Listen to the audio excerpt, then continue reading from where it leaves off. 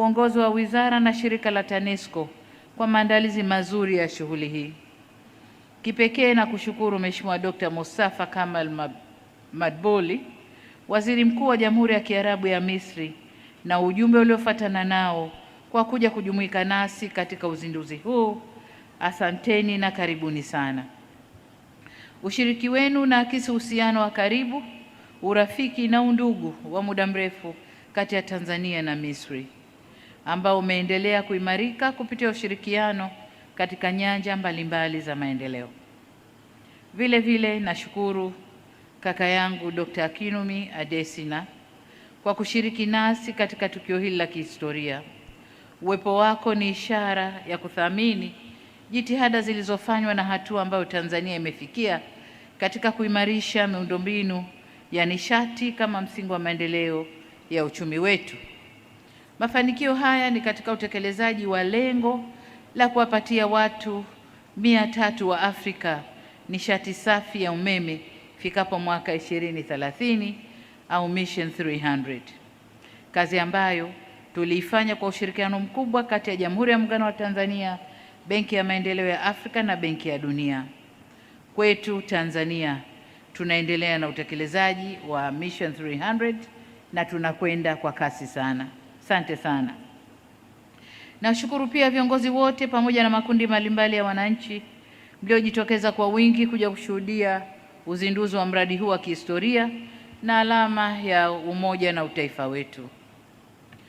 Kwa ujumla, nawapongeza Wizara ya Nishati, Shirika la Umeme, TANESCO, wakandarasi, wahandisi, kamati za wataalamu zilizokuwa zikiundwa muda baada ya muda kuangalia umadhubuti wa mradi, mafundi wetu, washauri, watumishi wa serikali, sekta binafsi na wananchi wote mliohusika katika hatua mbalimbali za utekelezaji wa mradi huu. Asanteni sana. Waheshimiwa viongozi, wageni waalikwa na wananchi wenzangu, kwa kutambua umuhimu wa mradi huu, serikali yetu iliendelea kutekeleza kwa uzito unaostahili hadi kukamilika kwake. Hatukuwa na namna ya kuacha kutekeleza mradi huu kutokana na umuhimu wake mkubwa kwa maendeleo ya nchi yetu. Hakika ni furaha kubwa kwetu sote kushuhudia kukamilika kwa mradi huu ambao kwa miaka mingi umekuwa sehemu ya mipango na jitihada za taifa letu ili kuhakikisha tunakuwa na nishati ya kutosha na ya uhakika kwa ajili ya shughuli mbalimbali za maendeleo na ustawi wa wananchi. Tarehe 22 Disemba mwaka 2022 nilikuja kushuhudia kufungwa kwa njia ya kuchepusha maji ya mto Rufiji na kuanzisha rasmi ujazaji wa maji katika bwawa hili ambalo ujaji wake ulitarajiwa kuwa ndani ya kipindi cha miaka 3. Kwa neema ya Mungu, bwawa hili lilijaa ndani ya mwaka 1.5 na kuanza majaribio ya uzalishaji umeme. Kwa furaha kubwa leo tumekutana tena katika eneo hili kwa ajili ya ufunguzi wa mradi huu kwa kuwa umekamilika. Nilipowasili hapa leo nilipata fursa ya kuzindua kituo cha kuzalisha umeme na kutembelea mitambo yake pamoja na kutembelea tuta kuu na kituo cha kupokea na kusafirishia umeme kwenda kwenye gridi ya taifa. Hapa niwaambie kwamba kila kitu kimekamilika na kinafanya kazi, hatua ambayo ni fahari kubwa kwa taifa letu. Tunasema ndoto imetimia na mpango umewezekana. Kukamilika kwa mradi huu kunatufundisha jambo muhimu katika utekelezaji wa miradi ya kimkakati, kwamba uamuzi wa kuanza kutekeleza ni jambo moja, lakini kinachoamua mafanikio ni nidhamu ya ufuatiliaji, uwezo wa kuhimili changamoto na kusimamia malengo tunayojiwekea. Nami nilirithi vyema mambo hayo. Waheshimiwa viongozi, wageni waalikwa na wananchi wenzangu, utekelezaji wa mradi huu una historia ndefu. Katika hili nianze kwa kumshukuru Baba wa Taifa hayati Mwalimu Julius Kambarage Nyerere kwa maono na fikra zake za kutumia mto Rufiji kwa ajili ya kuzalisha umeme wa uhakika na kutosheleza kwa ajili ya shughuli mbalimbali za maendeleo ya nchi yetu. pamoja na baba wa taifa. Nawashukuru sana Rais wa awamu ya pili hayati mzee wetu Ali Hassan Mwinyi, Rais wa awamu ya tatu mzee wetu hayati Benjamin William Mkapa, na Rais wa awamu ya nne Mheshimiwa Dr. Jakaya Mrisho Kikwete kwa kuendeleza na kuenzi maono na fikra hizo za baba wa taifa. Ni dhahiri kwamba safari ya mradi huu haikuwa nyepesi. Tulikumbana na upinzani wa ndani na nje ya nchi katika awamu mbalimbali za uongozi wa nchi yetu na hata katika hatua za utekelezaji wake. Hata hivyo, mwaka 2019 serikali chini ya uongozi wa Dr. John Pombe Magufuli haikutaka kuyumbishwa tena.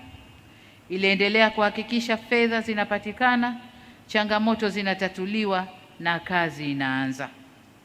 Tunamshukuru sana Dr. John Pombe Magufuli kwa ujasiri aliouonesha. Serikali ya awamu ya sita ilisonga mbele, ikasema kazi iendelee hadi kukamilika kwa mradi huu. Shukrani kwa mawaziri wote waliosimamia mradi huu. Profesa Muhongo, ndugu yetu Kalemani, January Makamba ambaye mimi naye tulipokea mradi huu kwa 33% na mpaka anatoka kwa 91%. Lakini vile vile naibu waziri mkuu mstaafu ndugu yetu Doto Biteko mheshimiwa, na sasa Mheshimiwa Deo Ndejembi. Tunawashukuru sana kwa juhudi mlizofanya mpaka mradi huu leo tumekuja kuuzindua. Swala la kuzingatia hapa ni kwamba tunapofanya maamuzi yenye maslahi kwa taifa, hatupaswi kukata tamaa kwa sababu njia ya kufanikisha imekuwa ngumu, bali tunapaswa kuwa na uthubutu na uthabiti wa kuyasimamia maono na maamuzi yetu ili kufikia malengo tuliyojiwekea na manufaa tunayoyatarajia. Kwa kutambua mchango wa marais wote walionitangulia, leo hii tumewapa tuzo kwa mchango wao. Ndugu zangu, mnakumbuka pia tulipokuja kufunga na kuruhusu maji sasa yaingie kwenye bwawa, tulitoa kumbukumbu, tuliweka kumbukumbu. Tulichukua mawe katika eneo ambalo tulianza kujaza maji, na tukasema mawe yale hatutayaona tena maishani mwetu. Labda ili ziwa, mimi sisemi bwawa, labda ili ziwa likauke kabisa kabisa, ndio mawe yale yataonekana. Lakini kwa kuwa mradi huu na umri wa miaka zaidi ya 100, mawe yale hayatashuhudiwa kwa generation 2 au 3 baada ya sisi kuondoka. Kwa hiyo tukachukua mawe yale tukayatoa zawadi kama ukumbusho wa eneo hili, na leo tumekamilisha, tumetoa tuzo kwamba mradi huu sasa umekamilika. Katika safari hii iliyokuwa na mabonde na milima, tulitembea pamoja na wenzetu, na hapa napenda kutoa shukrani zangu za dhati kwa serikali ya Jamhuri ya Kiarabu ya Misri chini ya uongozi wa Mheshimiwa Abdel Fattah el-Sisi kwa kushirikiana katika ujenzi wa mradi huu na kutukabidhi kampuni za Arab Contractors na Elsewed Electric kushiriki katika ujenzi wa mradi huu, kazi ambayo wameifanya vyema. Asanteni sana ndugu zetu wa Misri. Hatua hii inaonyesha namna ambavyo nchi za Afrika zikiungana na kushirikiana zinaweza kutekeleza mambo makubwa kwa ustawi wa watu wetu, lakini pia kwa bara lote kwa ujumla.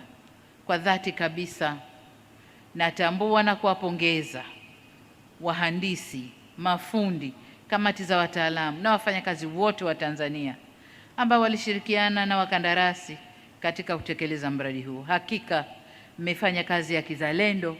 Hongereni sana na jambo letu limekuwa. Ninapomalizia shukrani zangu, nawiwa kuwashukuru sana wananchi wa maeneo yanayozunguka mradi huu pamoja na viongozi na watendaji wa mikoa ya Pwani na Morogoro kwa ushirikiano mzuri mlioutoa katika kutekeleza mradi huu. Asanteni sana na hongereni sana. Kama tulivyosikia, kituo hiki kinachangia nusu ya umeme unaotumika nchini hivi sasa. Ongezeko hili limesaidia kuondoa kadhia iliyokuwepo ya kukatika kwa umeme mara kwa mara na kusababisha usumbufu kwenye uzalishaji viwandani, utoaji wa huduma ikiwemo mahospitalini na hata matumizi majumbani. Megawati zinazozalishwa na kituo hiki zimeongeza uwezo wetu wa kuzalisha na kuwa na akiba ya kutosha ya umeme.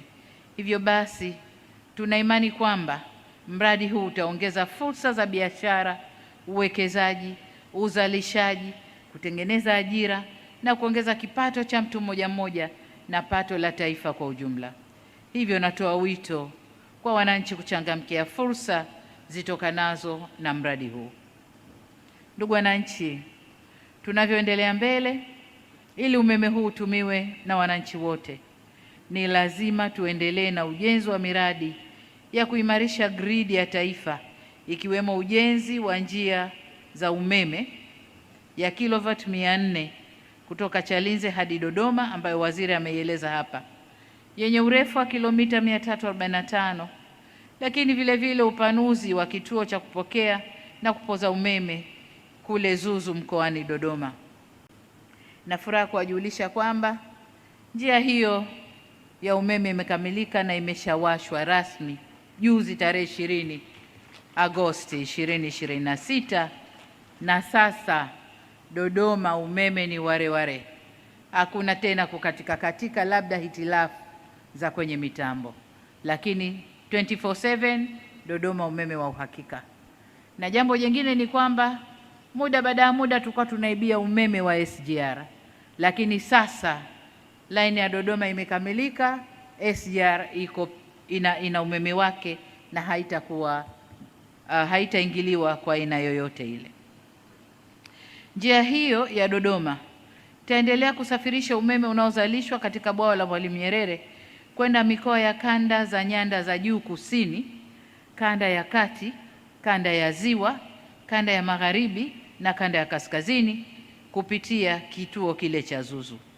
Hivyo nikutake Waziri wa Nishati pamoja na TANESCO kuhakikisha miradi hii inakamilika kwa haraka ili umeme ufike katika kanda hizo kwa haraka. Pamoja na uwekezaji mkubwa tunaofanya katika ujenzi wa njia kuu za kusafirishia umeme, serikali imeendelea kupanua wigo wa upatikanaji wa huduma ya umeme kwa wananchi kote nchini. Hadi sasa vijiji vyote 12,318 na takriban 62.4% ya vitongoji vya Tanzania bara vimefikiwa na umeme. Dhamira yetu ni kuhakikisha nchi yote inapata umeme ifikapo mwaka 2030, na nadhani tutafikisha lengo hili kabla ya 2030. Nawapongeza wakala wa nishati vijijini REA kwa hatua hii nzuri, na niwatake kuongeza kasi ya kusambaza umeme katika maeneo yaliyobaki. Lakini pamoja nao tunawapongeza wadau wa maendeleo, African Development Bank na World Bank, nao pia wanatupa nguvu katika kupeleka umeme kwa haraka vijijini. Tunawapongeza sana. Sasa ndugu zangu, tutakapokamilisha kazi hiyo na tunavyoendelea kuvutia uwekezaji ndani ya Tanzania, mahitaji ya umeme yanaongezeka kuwa makubwa. Sasa ni simple tu, waone Viva Promotion kwa mahitaji ya printing aina zote, kama vile mabango size zote na aina zote, 3D, 2D na banners, vibao vya maofisini au sehemu za biashara kama hoteli, lodge na kadhalika. Viva Promotions wana print t-shirts na jezi, wanafanya branding ya ofisi kuipa muonekano wa nje wa kuvutia. Wanapatikana Tabora mjini, mtaa wa shule, jirani na chuo cha utumishi wa umma Uhazili. Simu namba 0762484266. Instagram @viva_promotion.